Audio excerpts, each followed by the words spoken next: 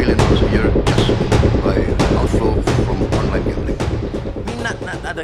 Kalian pernah dengar nama Genting Highlands? Tempat wisata super megah di Malaysia yang katanya jadi surga dunia bagi banyak orang. Ada taman hiburan, hotel mewah, pusat perbelanjaan, dan yang paling terkenal, satu-satunya kasino legal di Malaysia. Tapi, tahu nggak sih, di balik kemegahan itu, ada cerita yang cukup mengejutkan, terutama buat kita orang Indonesia. Bayangin, saham perusahaan yang mengelola semua ini, Genting Malaysia Berhad, pernah anjlok sampai 70%. Kok bisa perusahaan sebesar itu sahamnya jatuh bebas? Dan yang lebih bikin kaget, ternyata ada banyak uang orang Indonesia yang ikut berputar di sana.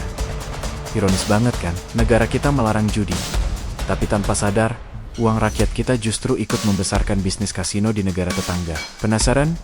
Gimana ceritanya? Yuk, kita bongkar sama-sama. Kita mulai dari awal dulu. Genting Group didirikan oleh seorang visioner bernama Lim Goh Tong pada tahun ke-1965.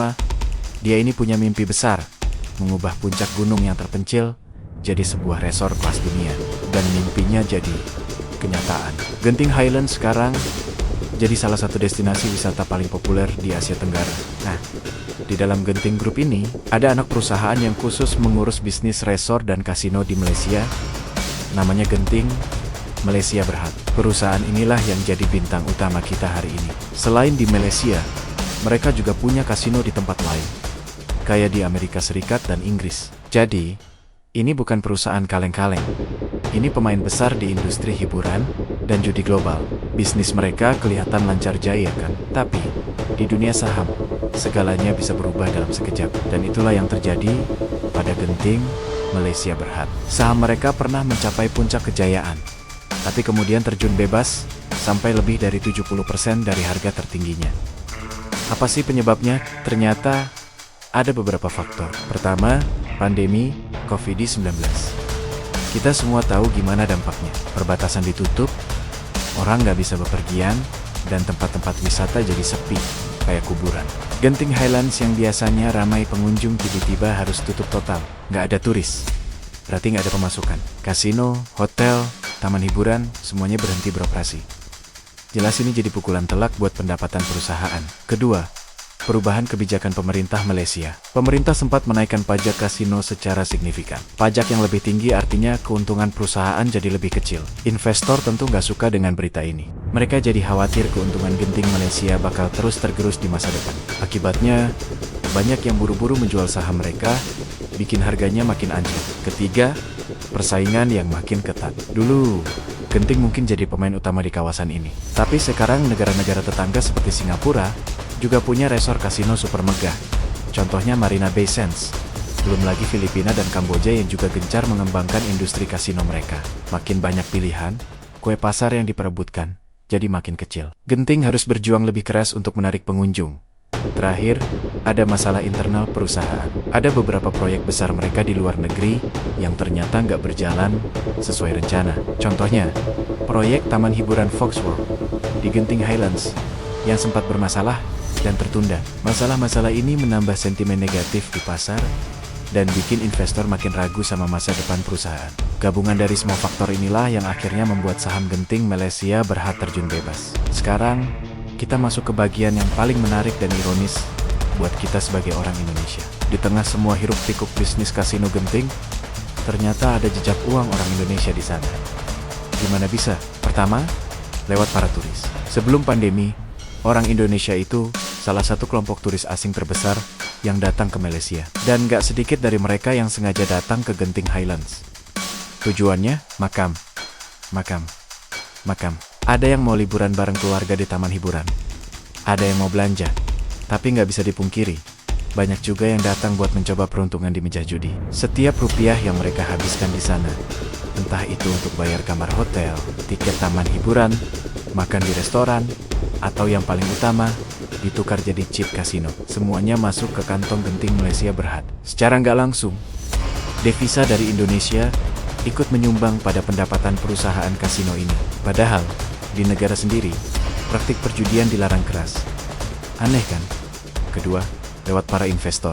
Mungkin ini yang lebih mengejutkan. Ternyata, ada juga loh investor dari Indonesia yang punya saham Genting Malaysia Berhad loh. Kok bisa? Di era digital ini, investasi lintas negara itu gampang banget. Siapapun, termasuk investor retail dari Indonesia, bisa membeli saham perusahaan asing lewat platform sekuritas internasional.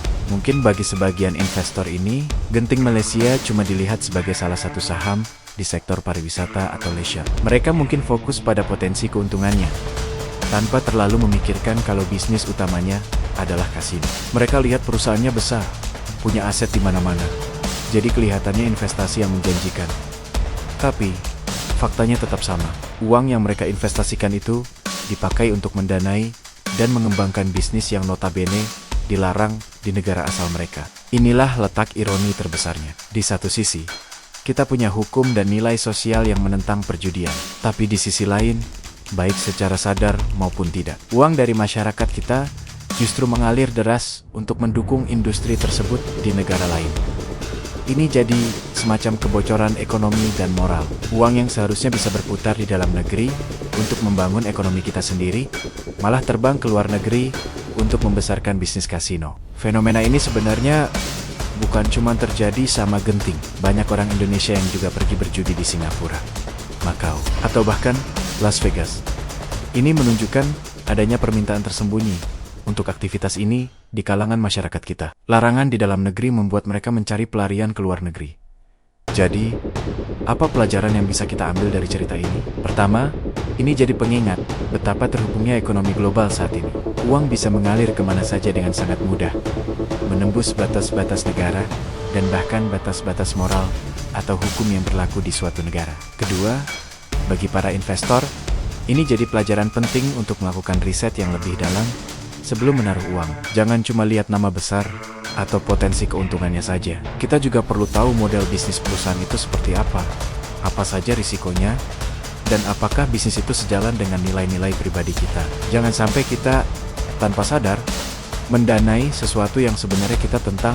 Ketiga, dari sudut pandang sosial dan ekonomi, ini jadi bahan renungan buat kita semua, termasuk pemerintah. Kenapa banyak sekali uang orang Indonesia yang lari ke kasino di luar negeri? Apakah ada sesuatu yang kurang dari industri pariwisata kita? Atau apakah larangan yang ada justru menciptakan pasar gelap atau wisata judi ke luar negeri? Ini pertanyaan kompleks yang jawabannya nggak sederhana. Kisah anjloknya saham Genting Malaysia Berhad dan keterlibatan uang Indonesia di dalamnya adalah sebuah studi kasus yang sangat menarik. Ini bukan cuma cerita tentang naik turunnya harga saham, tapi juga cerminan dari realitas ekonomi global yang penuh ironi dan kompleksitas. Di balik gemerlap lampu kasino dan roller coaster, ada cerita tentang aliran uang, kebijakan pemerintah, persaingan bisnis, dan pilihan-pilihan personal yang saling terkait.